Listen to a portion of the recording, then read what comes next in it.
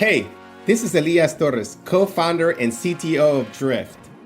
Did you know that Drift is part of the just 2% of VC-backed startups led by Latin American founders? Well, I am aiming to change that. I want to highlight stories of underrepresented leaders and help change the face of corporate America. Once a month, you'll hear inspiring stories from other underrepresented leaders as we work to build our own American dream. Hit the subscribe button to make sure you get the new episodes when they drop. In the meantime, follow me on Twitter @EliasT and subscribe to get quarterly updates at drift.com/American-dream.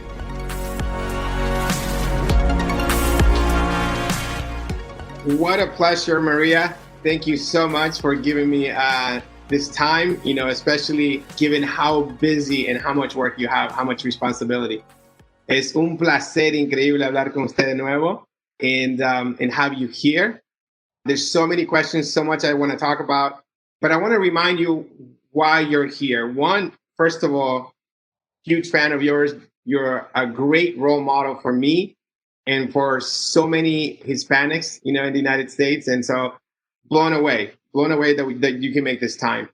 What I want to do, right? I'm a co-founder of Drift, Elias, and my dream is to document my American dream journey, right? As an immigrant into this country.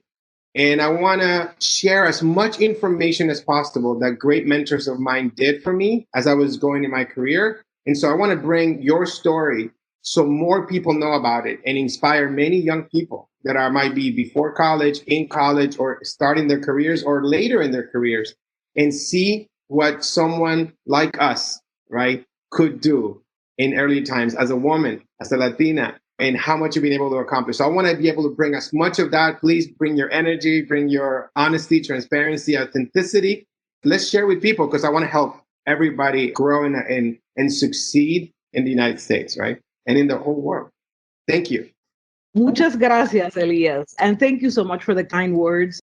Such an honor to be here with you and to be able to have this conversation. I just met you recently, not that long ago, but I'm so impressed with what you're doing, both professionally in terms of paying it forward to the community. I'm very impressed with what you're doing, and I'm here to help you with your mission. Thank you so much. I think one of my taglines I say on LinkedIn, right? I said, I focus on people first, right? People first. We build teams first, and then the company and the success follows, right? Without people, we're nothing. Yes. No, I mean, for people in technology like we are, right? It's amazing. And I still remember when it became evident early on in my career that the hard part was not, the technology, but was the people, but it was also the most important part. Exactly. Because we invent the technology. Speaking of technology, right? You're an engineer, a very successful, a very accomplished engineer. And I think we share some of the stories, right? And really one of the things that we want to highlight and frame the conversation is by saying your journey from Puerto Rico, Cuba, Puerto Rico, and become an engineer, an ingeniera, and now, an executive, at the biggest companies in the world, a board member. And so I want to share some of that journey because everybody has questions like, how do I do that? How did Maria figure these things out? How did she make these choices to transition from one profession, career path to another?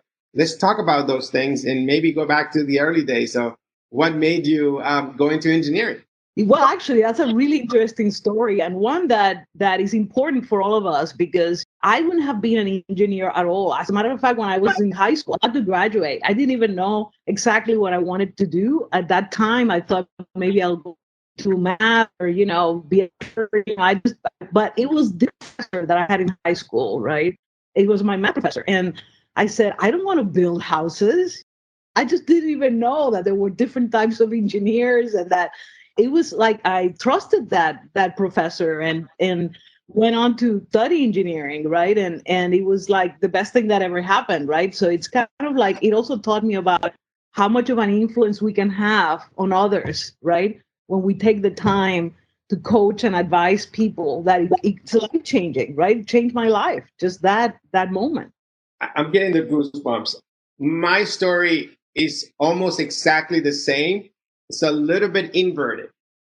Growing up in Nicaragua, I would see the construction in the neighborhood, and I would hear the word ingeniero, and those were civil engineers. So to me, engineer was the same thing. It's like it's a construction person, right? But it felt better. You're designing, you're managing the whole construction.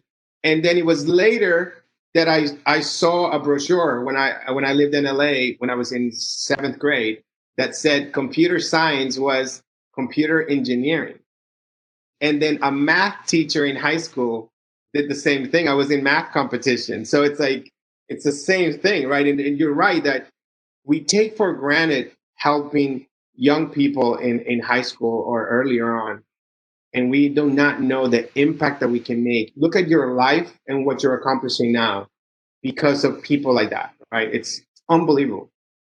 And so now you get onto this path of engineering and you had some amazing opportunities, right? You go into AT&T.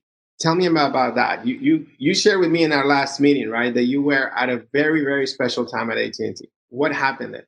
Well, it was interesting because I joined AT&T Bell Labs out of school. I mean, my dream as a kid was to be an astronaut, actually. But I did get this opportunity with AT&T Bell Labs to they would pay for my master's degree. So I decided to go in there, got my master's degree and just became a researcher, at the Bell Labs. Was very, very technical for probably the first, I would say 5 years of my career. And that's when I just had that insight or transformation that I really enjoy building teams and, putting teams together and develop this fascination for people, right? And how you had to bring people together to achieve things that you wouldn't think were possible, right? So it was kind of an important transition for me at that time to just really start thinking about management and a different way to really be able to have an impact on the business. What was your biggest accomplishment there for you, do you think, that you were able to witness, participate, or lead?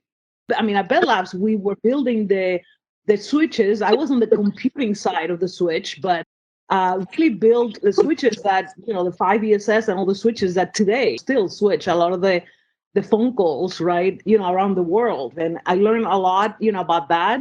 After that, I moved to Motorola with a lot of the management team during the divestiture of AT&T, moved to Motorola to work on the cellular piece, right, which was also, you could say, networking, but it was the transition from wireline to wireless, right, where we, I joined Motorola in the days that, cellular phones didn't exist. So it was fun to see. Can you imagine a world without having your mobile phone, right? So probably most of you, listening here, and you too, Elias, you probably weren't born then, but when that happened. But it was a really fascinating, time, my career to be able to participate in building the first mobile systems and cellular launches around the world. I remember the StarTAC or something like that, right? Like, yeah. But that was not the first one, probably. But this is, I think I always, the more I meet the people that paved the way, right? We say we stand on the shoulders of giants, right? I got a chance at IBM to work with Tim Berners-Lee, the inventor of the internet. And so it's like, which is after the cell phone, right? And like to meet these people, I always kind of like reminisce, right? It's like, what a great eras, right? And like that I missed them. But I think we should always be looking forward to the eras that we can create, and we should never lose hope, right? That we can still change the world. Question for you. And so then you go to Microsoft. What made you switch companies? AT&T, Motorola kind of made sense, but going to Microsoft, that was like, how different was that? How radical of a change? How much of a risk you took to switch companies? Well, I must mention, by the way, because it relates to you actually, that before I went to Microsoft, I did a startup myself, okay? So I went to the Bay Area. That's what brought me from when I was in the Midwest to just went to that was a big risk, actually. Leave my job as a big executive at Motorola and then just say, I'm going to do this startup. My family thought I was crazy. They actually didn't come with me initially because I thought I was going to give up and go back. It took me a while to move them there, right? So it was that was a big risk. I mean, I say so it was the hardest job and the one that gave me the biggest experience because I was able to really have to run a company and be responsible for all these people, make sure that they got paid and had everything. So it was just like an amazing responsibility. It was a difficult time because it was the dot-com crash. It was 9/11 at that time. So we were on a third round of raising money, which was fascinating too, when Microsoft called me. It's interesting to see in the different moves of your career where sometimes you consciously take a risk because you know you want to pursue some kind of dream, versus when you get approached, and get, hey, here, this is something completely different. I wasn't thinking about joining Microsoft, at the time. They came after me, pretty hard, and they had a pretty interesting position. So at that time, it was more about, just trying to explore something different. I didn't think I was going to be Microsoft for the long term, but just the opportunity, honestly, at the time was to work very closely with Bill Gates, which was a fascinating experience, right? How can you say no to that, right? Okay, that makes it slightly different than a normal call. Would you like to get a job at Microsoft versus come and work with Bill Gates? I think that I get it now, especially from the startup to after 9/11. I would have said yes too, I think. Yeah. What is that like? One of my board members was on a board with Bill, right? And so I hear a story here and there. It's like so distant for me. I watched the Bill Gates documentary, blew my mind how much he reads. I'm now obsessed with reading, and I have books everywhere. I like his tote bag that he takes to Think Week. So tell me something you a special moment with Bill that you'd had. I have so many. I mean, I think just many of them, just brilliant moments. The guy's was just so brilliant. I mean, that takes a lot of, I would say, confidence to go against him. So I have a lot of memories of the probably all the times that he kind of beat me to the whole thinking process, and maybe the one time where I did beat him out of 100 or something. But no, I mean, it was really fascinating. I've learned so much from working with great CEOs, to be honest. And for him, I think everybody knows about that one. I mean, for me, the moments that I probably remember the most is once a year he took the top 100 vice presidents at Microsoft, and we went into a retreat. It was the equivalent of the thing, but which was more about bringing things from the people, but it was more about the executive team coming together, him doing that, brainstorming with everyone, and just really building the strategy for the company. Those were fascinating moments. Also, I remember the day that he told us he was retire from his acting job. And everybody cried. You can see 100 vice presidents crying at once. That was interesting too. Wow, what moments you share. And I'm just like, the more I think backwards and forwards from this moment on, you have worked with so many of the most historic CEOs in the history of business in the world. It's like, I need to talk to you for weeks. Can I have you for one think week? Yeah, well, I'm not the brilliant, I'm kind of the one that if there's something I could the only thing I can take credit for is probably making the right choices along the way. Well, most of the time, not always. Let me take the liberty of picking on Bill for a little bit. I would think that Bill has the idea and explains it, but he needs people like you to support the team and put the teams together to execute, right? That might not be his forte, right? Right, exactly. Yeah. And he surrounded himself with a lot of really, really good talent. I mean, it's good to, one of the criteria for me to make decisions to join places is actually the opportunity with work with a lot of people that are a lot smarter than I am, because that's really where the great things happen. And not only just that you surround the people, you figure out how to put them together, right? In a way, how to structure, in a way. I talk about architecting organizations many times. It's just one of the things. You don't have to do the execution, but how you put people, how you assign, how you set priorities, and guidance, really is something I learned from Bill and others along the way. Wow. So it's like, how do we go from AT&T, Motorola, Bill Gates, and now Salesforce? And obviously this one is so close to me, right? Because Benioff is a role model. Like it's like that the one that paved the way. Without me, I've never met him, right? And yet he has influenced so much of my career in the past 10, 12 years, right? It's like he is exactly who affects many of my daily decisions. because I am in the sales, right? I'm building a Salesforce automation. He is there. I have him. It's like omnipresent, and you go there and he contacts you. Tell me more about this. Well, he actually, I contacted him on this guy, Elias. It's It called was interesting the because, Latina way. It's a well, so I left Microsoft. I knew I wanted to get back to the Bay Area because I love the energy and the technology in the Bay Area and the life, California. Just I knew I wanted to come back. So when my daughter was about to graduate from high school, I knew it was the right time for me to move. So I planned my retirement at the time. I thought I was going to retire potentially from Microsoft.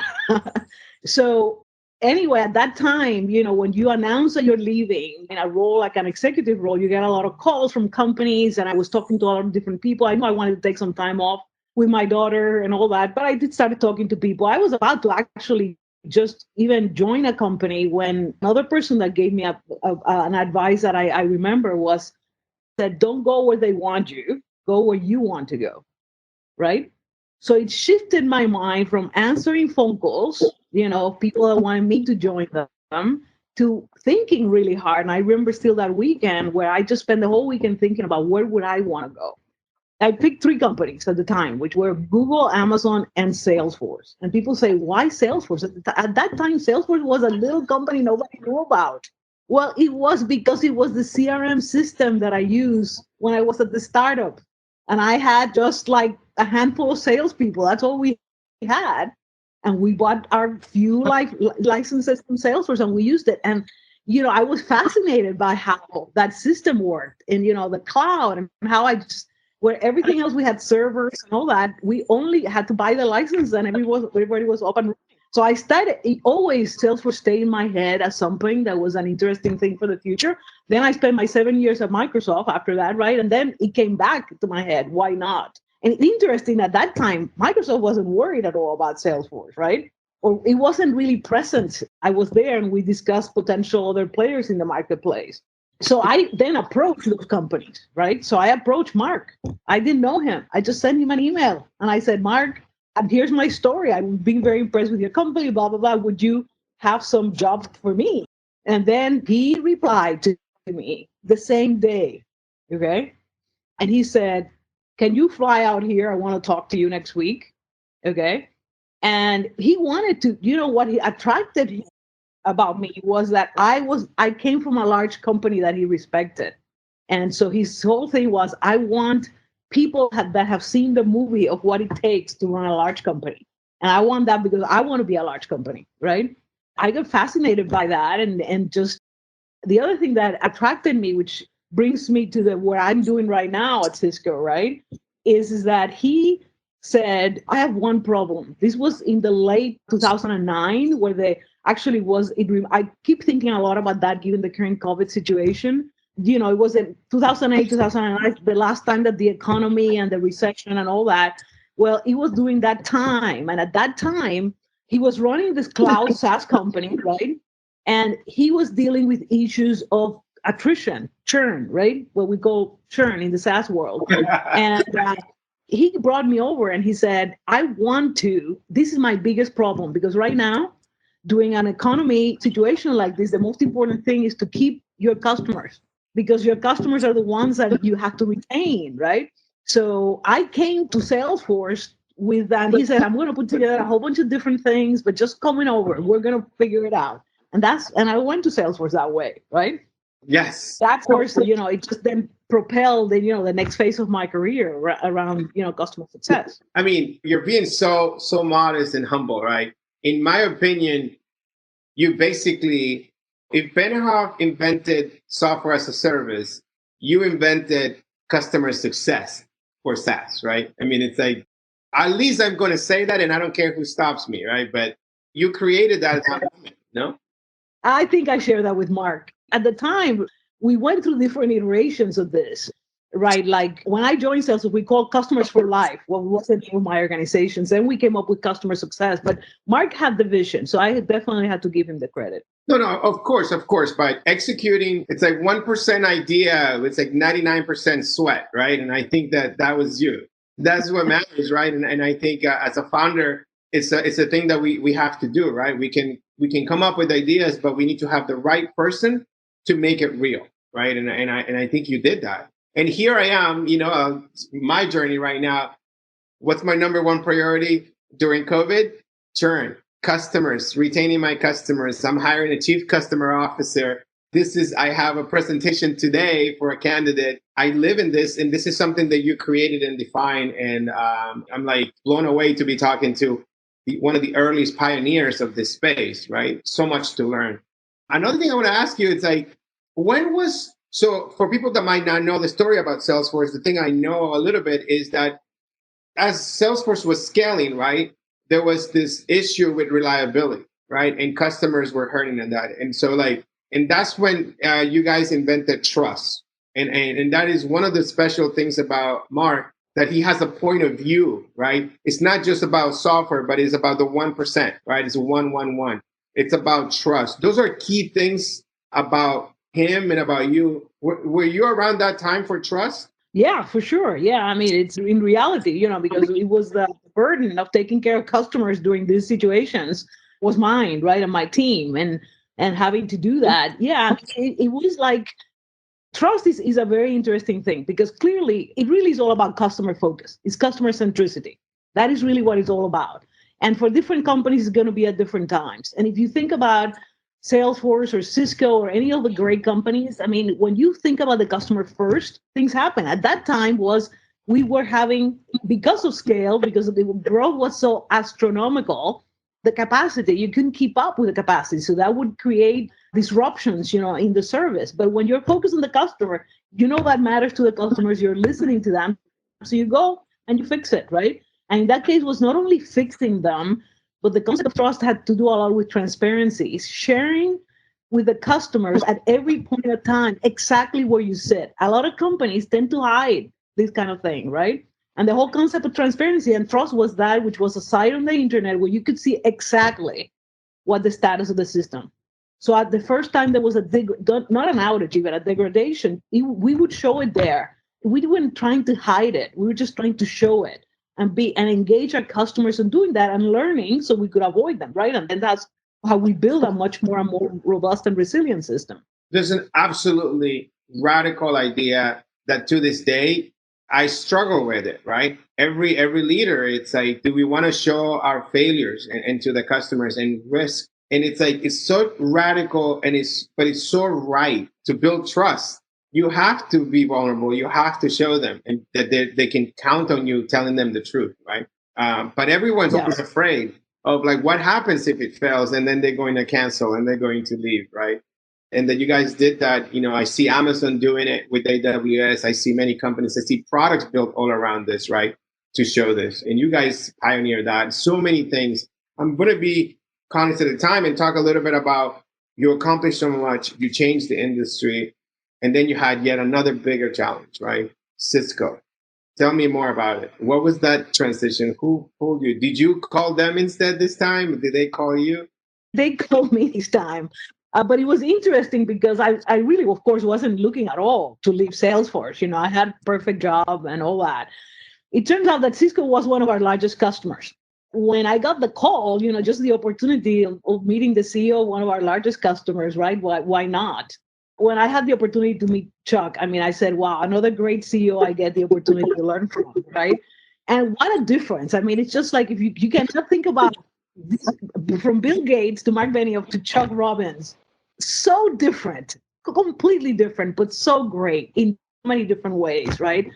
One of the things that you work with your customers for them to implement the technology. So to me, the first thing it attracted me, I can now, all this amazing technology we build at Salesforce, I actually get to work with a company to implement it, right? To implement it well and to the maximum, to realize the potential that I see in the technology. That was one of them. A great CEO, Chuck, where Chuck is a value-driven, people-oriented leader with some of the most amazing credibility in the industry that I've ever been, and a passion for social justice and equality and those kinds of things that so it was just the whole package, right?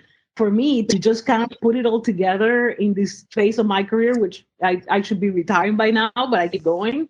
It was just the perfect opportunity The executive team, as you know, that Chuck has built, just to give you an idea, 50% are women. I mean, it's just like an amazing leaders, right? Where do you see that? Where do you see that in the industry? The opportunity to, and of course, taking on one of the largest transformations in the industry. I mean, Cisco built the internet as we know it.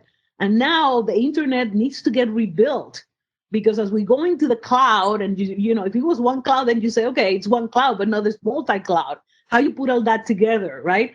The whole wireless and all that, coming back to my roots of networking, which I started my career at Bell Labs. I mean, it was just like, I couldn't say no to, although I just really was a hard thing to leave Salesforce for sure. You still have two more jobs at least to do. I feel like you got, and one is maybe you end up being CEO again. Would love to see you in the big seat with all your experience and talent. We never know. Please don't. We don't get tired, right? I don't. We keep going. What else? And balancing that with helping the people and role modeling for others. I think there's so many questions I want to ask you, and I want to be cognizant of time, right? But I feel like a lot of people, I ask on LinkedIn publicly for people want to know your routine. People want to know, how do you make decisions? How do you do pro cons? But I kind of want to leave it as your story, because what I want is just people to be inspired and to research who you are and what you have accomplished. And just by seeing you in person doing these things, that should open up all the avenues for them to want to accomplish something like that, like you have, right? And not necessarily give them the specific what time you wake up in the morning or what book did you read, but it's just they should aspire to be you, right? In many ways. I want to ask you, with the little bit of time we have left, I would say back to Hispanics, back to Latinx, back to helping people that are like ours, women, Latinas, Latinos, right? And one of the things that I've been doing, and I need encouragement, right, is that it's a very specific moment in time in our history that we can have the potential to make the biggest changes that in the history of this country. And I'm trying every day to challenge the status quo, at least starting from my company, right? And doing things that are sometimes not heard of, right? Like, for example, I've seen instances, right, where I question performance plans. Every company has to manage performance. Every company has to manage underperformers. But very special to me is underrepresented people at Drift. And so when I seen some of that stuff, I question if we're making the right decisions throughout the org. And I've asked, I don't know if I'm doing the right thing or not, but I just put it out there. Transparency, trust, right? It's like my intention is to help underrepresented people. And I have said in the company, if you put in an underrepresented person on a plan, I need to hear about it just to make sure that there's some transparency and accountability, the managers to do the right thing and support equality. And I'm taking risks by that. And I'm wondering, what if you were CEO of Cisco, if you're starting a company from scratch, given your experience and your confidence and your boldness, what could we do different? Instead of this incremental changes in a chief diversity officer, how we would make this better? What would you do if you get to start from scratch? One of the reasons, by the way, why I joined Cisco is because I felt that I have the perfect platform to be able to execute exactly what you're asking me at scale. And we are doing that at Cisco. There's no doubt about that. We're not perfect, right? I mean, but there's a reason why we were named the #1 company in the world to work for, right? And I want everyone to research also what Cisco is doing in this domain, honestly, because we are trying to lead the way. Not everything is perfect, but making sure that you are transparent on your numbers. A few companies, there's a good amount of tech companies that have signed up about being transparent. Transparency with the numbers, it takes a lot of courage, right? Because once you're transparent, you have to improve them, right? So transparency with the numbers, I think it's super important. Programs that support diverse workforce, but more transparency in having the tough conversations, okay? So, for example, we've been having, since the whole social injustice started to take place, since COVID started to take place, Chuck started to lead weekly calls with the entire company, in which you have not the whole company, but 5,000, 6,000, 10,000 people every week joining these calls to talk about these topics, bringing speakers in, having tough conversations, right? With a live chat, allowing people to express their opinions. And because we believe, we could talk about this forever, by the way, Elias, but one of the things that I tell you a couple of principles that I think have worked for me that are super important. One is a concept that we call proximity. And what that means is really having all the leaders in the company find someone that is different than who they are. So that's got to be part of the requirement. You got to find someone that is different than you, right?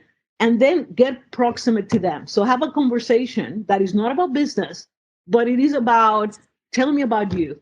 Tell me about your reality. Tell me about how you feel about working here. What an issue, it's just to get to know. And that sensitizes us to the other person. And that starts with everything. If you are aware of something, you're going to pay attention to it, right? So you have to have programs. The other one is the one I sponsor the company, which is it's called the multiplier effect. I encourage everyone to go to the website and sign up to take the pledge for the multiplier effect. It's a sponsorship program, right? Which I think for leaders is one of the best things that you can do, is to take on sponsoring someone that is diverse from you are, and helping them through their career and being there for them. So anyway, just a couple of ideas to leave you with, but absolutely, very passionate about this subject. So look forward to continuing the conversation. No, this is excellent. I think we're close to time.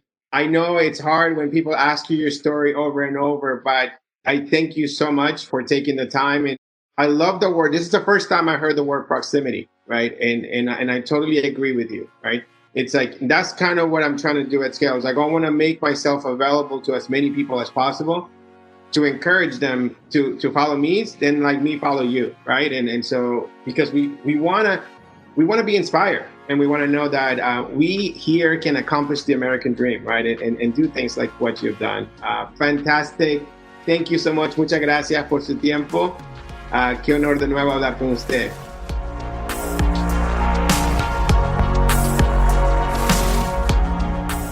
Thanks for listening to The American Dream. Let me know what you thought of this episode by tweeting me at EliasT.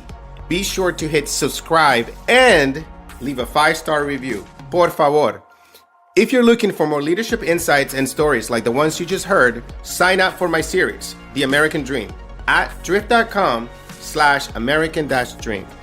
Every quarter, you'll learn how Drift is progressing towards our mission of remaking the face of corporate America.